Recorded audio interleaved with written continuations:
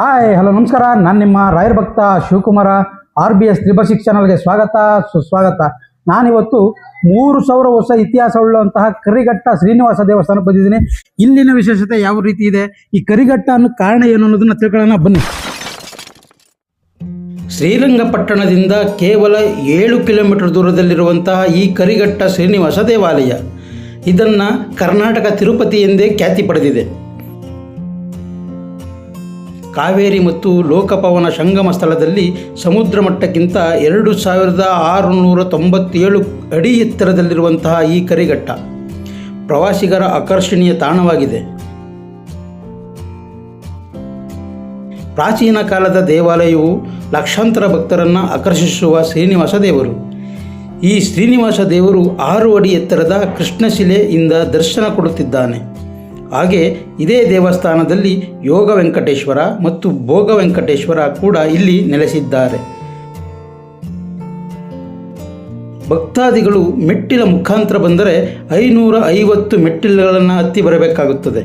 ಈ ಕರಿಘಟ್ಟ ಶ್ರೀನಿವಾಸ ಚರಿತ್ರೆಯ ಬಗ್ಗೆ ಮತ್ತಷ್ಟು ತಿಳಿಯೋಣ ಬನ್ನಿ. ತ್ರೇತಾಯುಗದಲ್ಲಿ ಶ್ರೀರಾಮಚಂದ್ರರು ಸೀತಾಮಾತೆಯನ್ನು ಕರೆತರಲು ಲಂಕೆಗೆ ಹೋಗುವಾಗ ಮಾರ್ಗ ಮಧ್ಯದಲ್ಲಿ ಸಮುದ್ರವು ಎದುರಾಗುತ್ತದೆ. ಸಮುದ್ರದ ಮೇಲೆ ಸೇತುವೆಯ ನಿರ್ಮಾಣಕ್ಕಾಗಿ ವಾನರ ಸೈನ್ಯವು ದೊಡ್ಡ ದೊಡ್ಡ ಬೆಟ್ಟಗಳನ್ನು ಹೊತ್ತಿಕೊಂಡು ಬರುತ್ತವೆ. ಆಗ ಸುಗ್ರೀವನು ತಿರುಪತಿ ಬೆಟ್ಟದ ಶ್ರೇಣಿಯಲ್ಲಿದ್ದ ನೀಲಾಜಲ ಬೆಟ್ಟವನ್ನು ಹೊತ್ತು ಕಾವೇರಿ ಲೋಕಪಾವನಿ ನದಿಗಳ ಮೂಲಕ ಹಾದು ಹೋಗುತ್ತಿರುತ್ತಾನೆ. ಆ ಸಮಯದಲ್ಲಿ ಕಾವೇರಿ ಲೋಕಪಾವನಿ ನದಿಯ ದಡದಲ್ಲಿ ಋಷಿಮುನಿಗಳು ತಪಸ್ಸನ್ನು ಮಾಡುವ ಸಂದರ್ಭದಲ್ಲಿ ನೀಲಾಜಲ ಬೆಟ್ಟವನ್ನು ಕಂಡು ಸುಗ್ರೀವ, ಈ ನೀಲಾಜಲ ಬೆಟ್ಟವು ಬಲು ಶ್ರೇಷ್ಠವಾದ ಬೆಟ್ಟ, ಈ ಬೆಟ್ಟವನ್ನು ಸೇತುವೆ ನಿರ್ಮಾಣ ಮಾಡಲು ಆಗೋದಿಲ್ಲ ಎಂದು ಸುಗ್ರೀವನಿಗೆ ತಿಳಿಸುತ್ತಾರೆ. ಆಗ ಸುಗ್ರೀವನು ನೀಲಾಜಲ ಬೆಟ್ಟವನ್ನು ಇಲ್ಲಿಯೇ ಇಟ್ಟು ಹೊರಟು ಹೋಗುತ್ತಾನೆ. ಈ ಬೆಟ್ಟಕ್ಕೆ ಆನೆಗಳು ಅತಿ ಹೆಚ್ಚಾಗಿ ಬಂದು ಇಲ್ಲಿಯೇ ಸೇರುತ್ತವೆ. ಅದಕ್ಕಾಗಿ ಈ ಬೆಟ್ಟವನ್ನು ಕರಿಘಟ್ಟ ಬೆಟ್ಟವೆಂದು ಹೆಸರಿಡಲಾಗಿದೆ. ಭೃಗು ಮಹರ್ಷಿಗಳು ದೇಶ ಪರ್ಯಟನೆ ಮಾಡುತ್ತಾ ತಮ್ಮ ಶಿಷ್ಯರೊಡನೆ ದಕ್ಷಿಣ ಭಾರತದ ಕಡೆಗೆ ಬರುತ್ತಾರೆ. ಈ ಕಾವೇರಿ ಲೋಕಪಾವನಿ ನದಿ ಸಂಗಮ ಸ್ಥಳದಲ್ಲಿರುವಂತಹ ನೀಲಾಜಲ ಅಂದರೆ ಕರಿಘಟ್ಟ ತಪಸ್ಸನ್ನು ಮಾಡಲು ಯೋಗ್ಯವಾದ ಸ್ಥಳವೆಂದು ಇಲ್ಲಿಯೇ ತಪಸ್ಸನ್ನು ಆಚರಿಸುತ್ತಾರೆ. ತಪಸ್ಸನ್ನು ಆಚರಿಸಿದ ನಂತರ ಇಲ್ಲಿಯೇ ಲೋಕ ಕಲ್ಯಾಣಕ್ಕಾಗಿ ಶ್ರೀನಿವಾಸನ ಮೂರ್ತಿಯನ್ನು ಪ್ರತಿಷ್ಠಾಪಿಸಿ ಪೂಜಿಸುತ್ತಾರೆ. ಭೃಗು ಮಹರ್ಷಿಗಳ ಭಕ್ತಿಗೆ ಮೆಚ್ಚಿ ಶ್ರೀನಿವಾಸರು ದರ್ಶನ ನೀಡಿ ಇಲ್ಲಿಯೇ ನೆಲೆ ನಿಂತರು ಎಂಬುದು ನಂಬಿಕೆ ಭಕ್ತರಲ್ಲಿದೆ.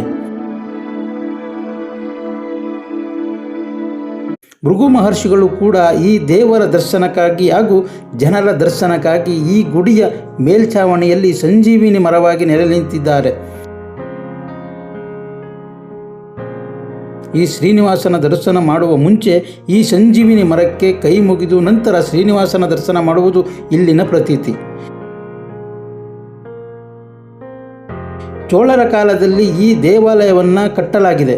ನಂತರ ಮೈಸೂರು ಅರಸರು ಇದನ್ನು ಅಭಿವೃದ್ಧಿಪಡಿಸಿದ್ದಾರೆ. ಪ್ರತಿ ವರ್ಷವೂ ಶ್ರಾವಣ ಮಾಸದಲ್ಲಿ ಕೊನೆಯ ಶನಿವಾರದಂದು ದೀಪಸ್ತಂಭ ಮತ್ತು ರಥೋತ್ಸವಗಳನ್ನು ಜರುಗುತ್ತವೆ.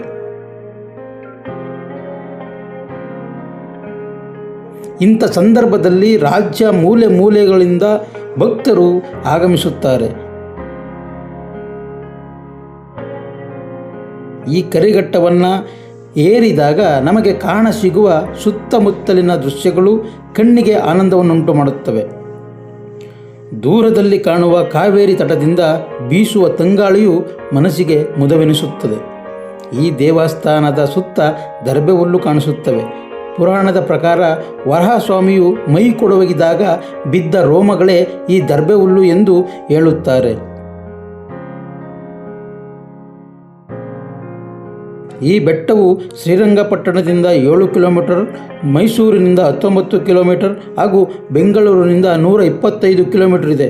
ಶ್ರೀರಂಗಪಟ್ಟಣದಿಂದ ಬನ್ನೂರು ಮಾರ್ಗವಾಗಿ ಸಾರಿಗೆ ಸಂಸ್ಥೆಯಿಂದ ಹಾಗೂ ಖಾಸಗಿ ವಾಹನಗಳಿಂದ ಈ ದೇವಾಲಯಕ್ಕೆ ಮತ್ತು ಈ ಬೆಟ್ಟಕ್ಕೆ ನೀವು ಬರಬಹುದು. 3000 ವರ್ಷಗಳಾಗಿದ್ದರೂ ಇಂದಿಗೂ ಭೃಗು ಮಹರ್ಷಿಗಳು ಜೀವಂತವಾಗಿದ್ದಾರೆ. ಕಷ್ಟ ಅಂತ ಇಲ್ಲಿಗೆ ಬಂದಂಥ ಭಕ್ತಾದಿಗಳನ್ನು ಸಲಹುತ್ತಾ ಚಮತ್ಕಾರಗಳನ್ನು ಮಾಡುತ್ತಿದ್ದಾರೆ. ಆಗಲೇ ಹೇಳಿದ ಹಾಗೆ ಈ ದೇವಸ್ಥಾನದ ಮೇಲ್ಛಾವಣಿಯಲ್ಲಿ ಸಂಜೀವಿನಿ ಮರವಾಗಿ ಭೃಗು ಮಹರ್ಷಿಗಳು ಇನ್ನೂ ಜೀವಂತವಾಗಿದ್ದಾರೆ. ಈ ಮರಕ್ಕೆ ಭಕ್ತಿಯಿಂದ ನಮಸ್ಕರಿಸಿ ನಿಮ್ಮ ಕೋರಿಕೆಗಳನ್ನು ಹೇಳಿಕೊಂಡರೆ ಸಾಕು, ನಿಮ್ಮ ಇಷ್ಟಾರ್ಥಗಳು ಅತಿ ಶೀಘ್ರದಲ್ಲಿ ನೆರವೇರುತ್ತವೆ.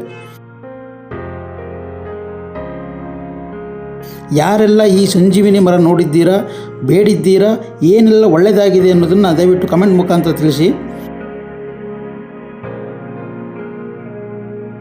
ಕರ್ನಾಟಕದ ತಿರುಪತಿ ಎಂದೇ ಪ್ರಖ್ಯಾತಿ ಪಡೆದಿರುವಂತಹ ಈ ದೇವಸ್ಥಾನದಲ್ಲಿ ಕ್ಷಣ ಕ್ಷಣಕ್ಕೂ ಕುತೂಹಲಕಾರಿ ಚಮತ್ಕಾರಗಳು ನಡೆಯುತ್ತಲೇ ಇದ್ದಾವೆ.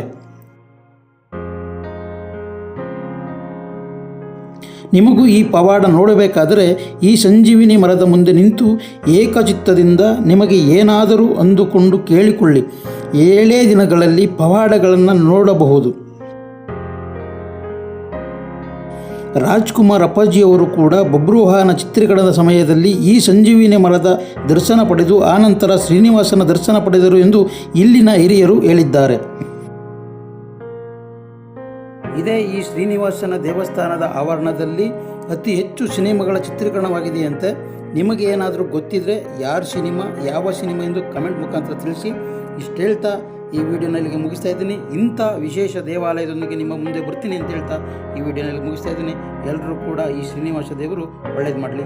ಜೈ ಶ್ರೀ ರಾಘವೇಂದ್ರಾಯ.